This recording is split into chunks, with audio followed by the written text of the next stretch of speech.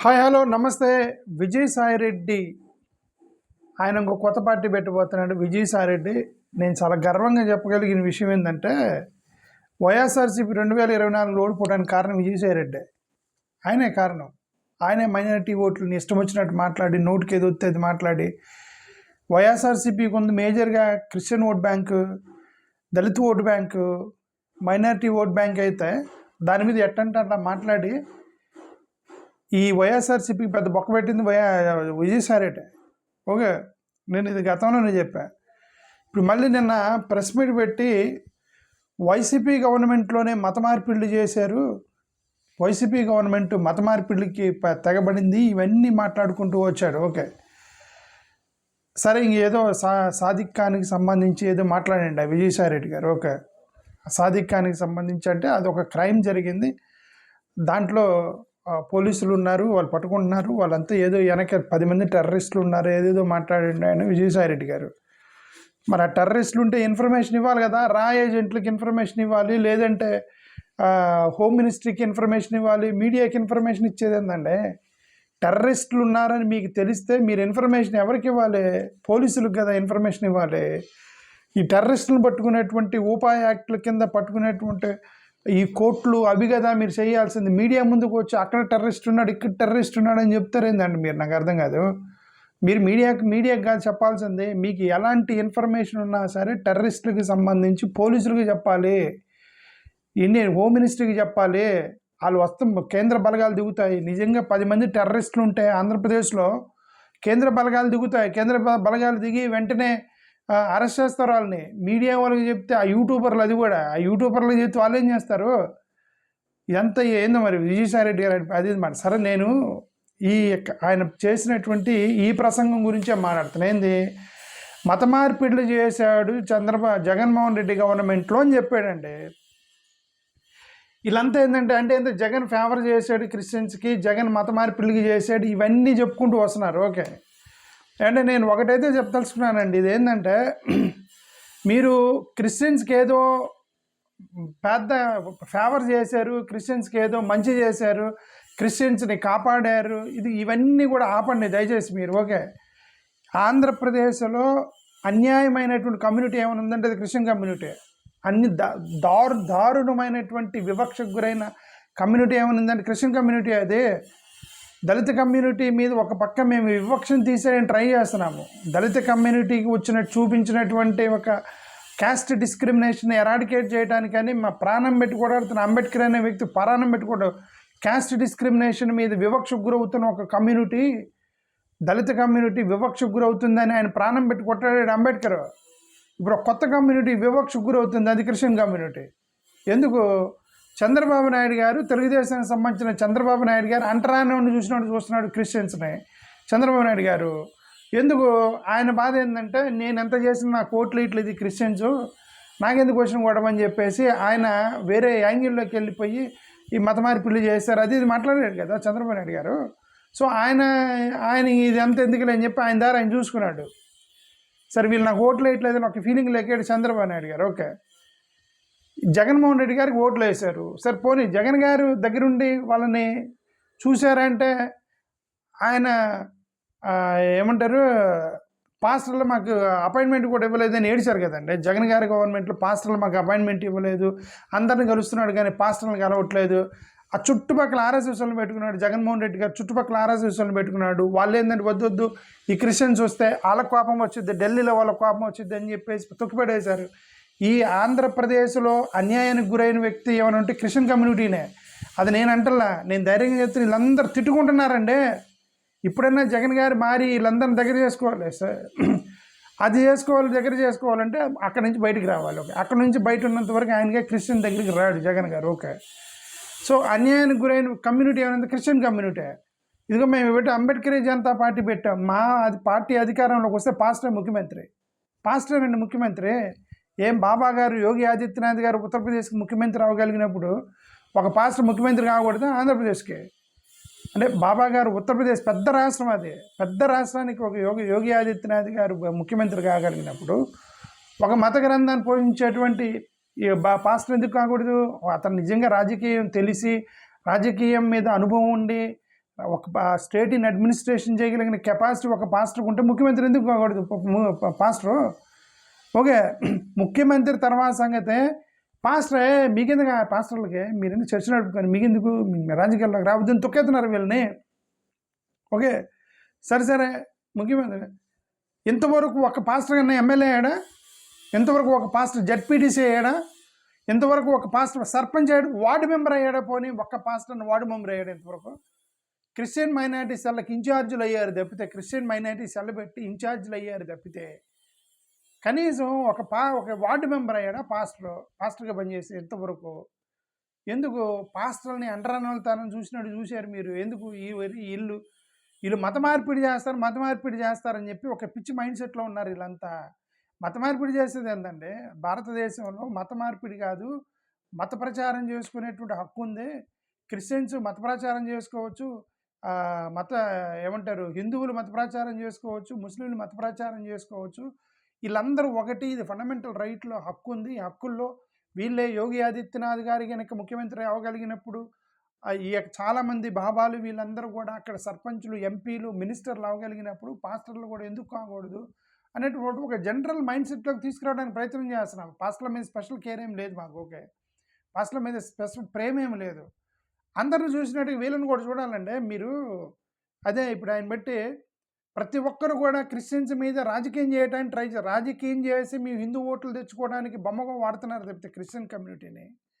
అంటే క్రిస్టియన్ కమ్యూనిటీని తిట్టడం ఏమని, ఈ పాస్టర్ల దుర్మార్గులు, క్రిస్టియన్స్ దుర్మార్గులు, మత మార్పిడి చేస్తున్నారు, అది చేస్తున్నారు అని చెప్పి హిందువులు మొత్తం మనకు ఓట్లు వేస్తారని అది తప్పితే నిజంగా వీళ్ళకి చేసింది ఏం లేదు.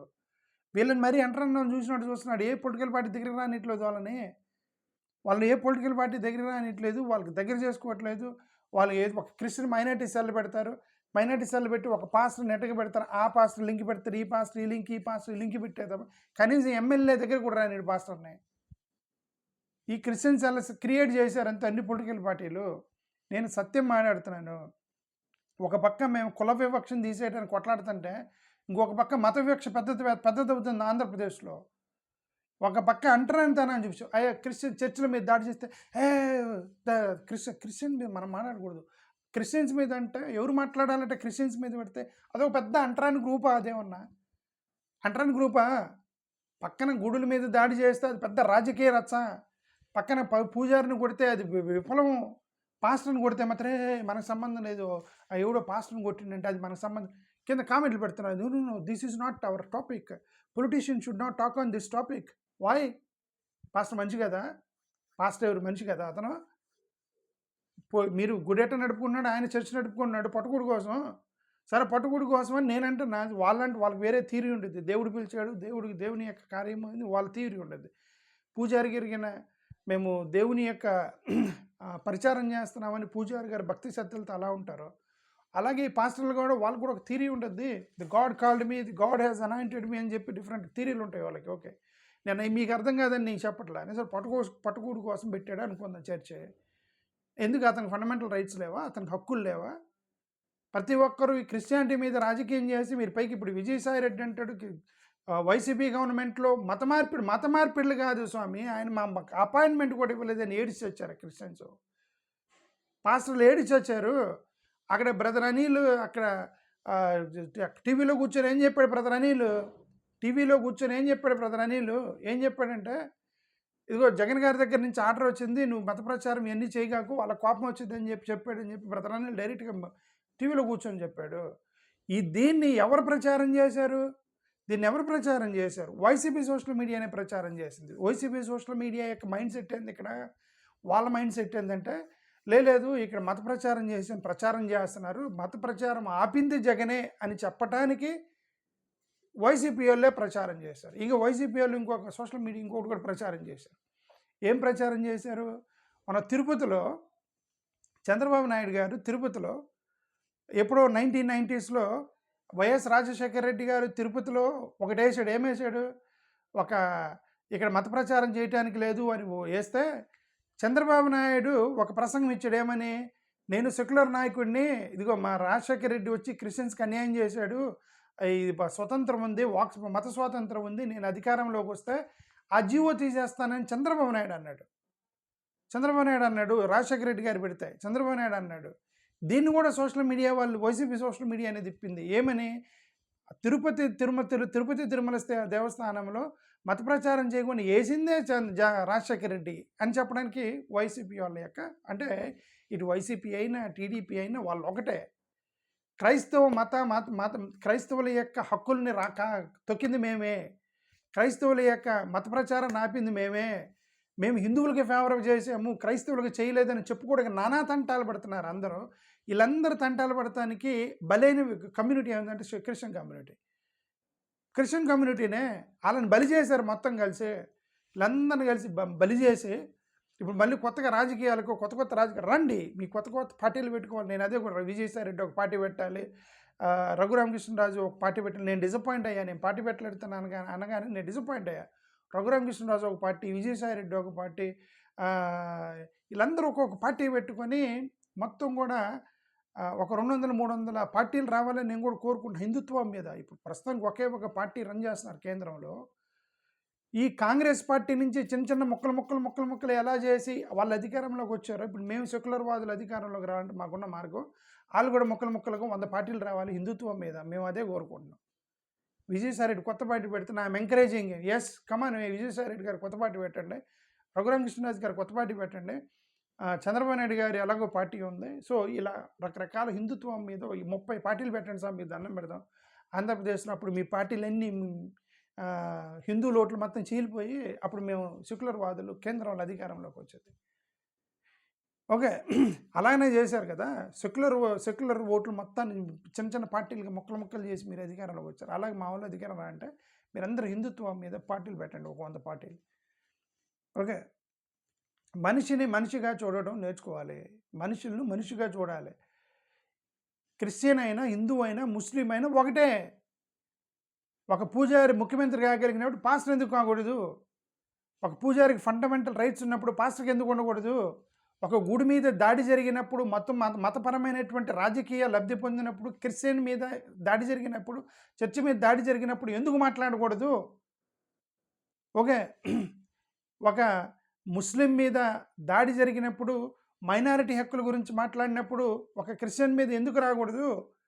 ఈ యొక్క వివక్షలో, ఈ ఆటలో బలైపోతుంది క్రిస్టియన్ కమ్యూనిటీ అని నేను మొత్తుకొని చెప్తుంది అదే. నేను మళ్ళీ ఆంధ్రప్రదేశ్లో మొత్తం కలిసి మోసం చేసి క్రిస్టియన్స్ని అందరు కలిసి నాశనం చేసి క్రిస్టియన్ కమ్యూనిటీని, పాస్టర్లు మొత్తం నాశనం చేసి వాళ్ళని పాపం వాళ్ళందరూ ఎక్కువగా ఎస్సీ ఎస్టీలు ఉండి పాపం వాళ్ళకి ఏం అర్థం కాక ఈ ఎస్సీ ఎస్టీలు పాస్టర్లు ఎక్కువ ఊరికే చెప్పుకుంటారు ఫండమెంటల్ హక్కులు, రాజ్యాంగ హక్కులు, క్రిస్టియన్ హక్కులు అని చెప్పేసి వాళ్ళ మధ్య ప్రతి చీరాల పోతే వీధికి ఒక అంబేద్కర్ కనబడతారు. ఒక చీరాల్లో వీధికి ఒక అంబేద్కర్, వీధికి ఒక దళిత సంఘము, అటు పక్క ఆంధ్రప్రదేశ్కి వెళ్తే గల్లీకి ఒక పాస్టర్ల సంఘము, ఎవరికి వాళ్ళు యేసుక్రీస్తు అనే ఫీలింగు, ఎవరికి వాళ్ళు అంబేద్కర్ అనే ఫీలింగ్, ఒకరినొకడు కలవడం, వాళ్ళు కొట్టుకు చూస్తున్నారు. ఓకే, ఎందుకంటే అది అమాయకత్వంలో నుంచి వచ్చింది ఇదంతా. Basically there ignorance. ఓకే, నిజంగా జ్ఞానం ఉన్న వాళ్ళు ఏం చేస్తారు చూడండి. కమ్మలు మొత్తం కూడా ఎన్ని కొత్త పార్టీ, కమ్మలు ఎవరైనా కొత్త పార్టీ పెట్టారా? పెట్టరు. ఎందుకు? అరే భయ్, కొత్త పార్టీలు పెడితే మనం ముక్కలు అయిపోయి యూనిటీ పోయింది. మంచైనా చెడైనా తెలుగుదేశాన్ని బలపరుద్దామని చెప్పి తెలుగుదేశాన్ని బలపరిచి వాళ్ళు దానికి స్టిక్ అయి ఉండి వాళ్ళు తెలుగుదేశంలో నుంచి అడ్డం పెట్టుకొని వాళ్ళు చాలా పైకి వచ్చారు. కమ్మవాళ్ళు, బ్రాహ్మణులు కూడా అదే చేస్తారు. అబ్బాయి ఇన్ని పార్టీలు పెట్టకూడదు, మంచైనా చెడైనా ఒకే థీరీలో వెళ్ళాలి. ఏంది థీరీ? హిందుత్వ థీరీలో పట్టుకొని వెళ్ళాలని చెప్పి బీజేపీని అధికారంలోకి తీసుకొచ్చారు. వీళ్ళే ఊరికే, ఇది ఎస్సీలే ఊరికే గల్లీకి ఒక ఆర్గనైజేషన్, గల్లీకి ఒక పాస్టర్ సంఘం పెట్టుకొని ఓకే ఒరేబాయ్ అంబేద్కర్ జనతా పార్టీ పెట్టాము, మనం అధికారంలోకి వస్తే పాస్టర్ని ముఖ్యమంత్రిని చేస్తాము అని నాకు నిన్న ఎవరో ఫోన్ చెప్తే నేను పాస్టర్ ఎందుకు కూడా నేను ముఖ్యమంత్రిని చేస్తాను, పార్టీలో చేరు అని అంటే మనకు ఓటేర్లేండి. ఎందుకు లేండి మనకు ఓటేర్లే, ఎవడుంటాడు? నేను కొత్త పార్టీ ఇది ఈ పాస్టర్ల ఈ పాస్టర్లు, దళితులు వీళ్ళందరూ కూడా ఇంతే ఉంటారు. సరే, ఇదంతా కాదండి. నేను అల్టిమేట్గా చెప్పేది ఒకటే, మీరు ఏదో ఫేవర్ చేసేనట్టుగా మీరు చెప్పడం కరెక్ట్ కాదు. మీ ఇష్టం వచ్చినట్టు కోటేసుకోండి స్వామి, నేనేమి ఐ డోంట్ నో, అది లాట్ ఆఫ్ పిచ్చి మైండ్ ఉండేది నా మైండ్లో. ఓకే, నేను పగడ్బందీగా వెళ్ళి పోటీ చేసి దద్దరిల్లు చేయాలని ఇది మైండ్లో ఉండదు. ఇదంతా నాకు ఇది ఇక్కడ పెట్టాను. మా వాళ్ళు ఎవరైనా పోటీ చేస్తారంటే పోటీ చేయమని ఎస్ఎస్ కమాన్ పోటీ చేయండి అని చెప్తారు. మా వాళ్ళు పోటీ చేస్తానంటే నాకు ఎక్కడో డౌట్ ఉన్నా సరే ఇది వర్కౌట్ అవుతా లేదా నేనేమనేది ఏంటంటే ఒకటే సింపుల్గా మీరు ప్రచారం చేయటం ఏమని దగ్గరుండి జగన్మోహన్ రెడ్డి గారు దగ్గరుండి క్రిస్టియన్స్ దగ్గర పెట్టి ఒక బైబిల్ తీసుకొని ఊరు వెళ్ళి మత ప్రచారం చేసినట్టు ప్రచారం చేయకండి స్వామి, ఆయన క్రిస్టియన్స్ దగ్గర కూడా రాలేదని చెప్పి వాళ్ళు ఏడుస్తున్నారు. వాళ్ళు ఓకే ఈ మాట అంటేనేమో క్రిస్టియన్స్ దగ్గర కూడా రాని నేనన్నా వాళ్ళే చెప్తున్నారండి. వైసీపీ సోషల్ మీడియా వాళ్ళు చెప్తున్నారు, వాళ్ళే ప్రచారం చేస్తున్నారు. చంద్రబాబు నాయుడే అక్కడ తీసేస్తానని చెప్పి ప్రచారం చేసిన వైసీపీ సోషల్ మీడియానే వీళ్ళందరూ ప్రచారం చేస్తున్నారు. ఎందుకు అని అంటే ఇక్కడ 2 వర్షన్స్, వైసీపీ అని టీడీపీ అని 2 ఒకటే వర్షన్. ఏంటి ఇదిగోండి హిందుత్వవాదానికి వ్యతిరేకం అంటే ఎక్కువగా హిందువులు ఓట్లు పోతాయేమో, క్రిస్టియన్స్కి వ్యతిరేకం అంటే ఈ క్రిస్టియన్స్ ఓట్లు అయ్యారేమో అనే 2 కన్ఫ్లిక్టివ్ థియరీ వచ్చినప్పుడు they are choosing they in favour of Hinduism because majority of votes. వీళ్ళంతా ఎస్సీ ఎస్టీలు కాబట్టి రేపు ఎన్నికలప్పుడు డబ్బులు ఇస్తే ఓట్లు వేస్తారని ఫీలింగ్లో ఉన్నారు అంతా. ఉండి పార్టీలన్నీ చేసి పార్టీలన్నీ దీనికి అన్యాయం చేసి క్రిస్టియన్స్ని అన్యాయం చేసి మళ్ళీ ఏదో పెద్ద ఫేవర్ చేసినట్టుగా మత మార్పిడులు చేశారు. రాజశేఖర రెడ్డి మత మార్పిడి చేశాడు, జగన్ మత మార్పిడి చేశాడు, చంద్రబాబు నాయుడు మత మార్పిడి చేశాడు, క్రిస్టియన్స్కి హెల్ప్ చేశాడు, చర్చిలు కట్టాడు. ఎందుకు స్వామి అన్ని అబద్ధాలు ఆడతారని? ఎవరండి కట్టిందే? అన్యాయం చేశారు పాపం. వాళ్ళ ఫండమెంటల్ హక్కులు రాశారు, చర్చలు పడగొట్టారు. ఈ ఆంధ్రప్రదేశ్లో పెద్ద బాధితులు ఎవరు అంటే క్రిస్టియన్ కమ్యూనిటీనే. అది నా సంగతి. ఓకే, ఇప్పుడేం చెప్తున్నా, అంబేద్కర్ జనతా పార్టీకి వెళ్తే పాస్టర్ ముఖ్యమంత్రి. థ్యాంక్ యూ, నమస్కారం.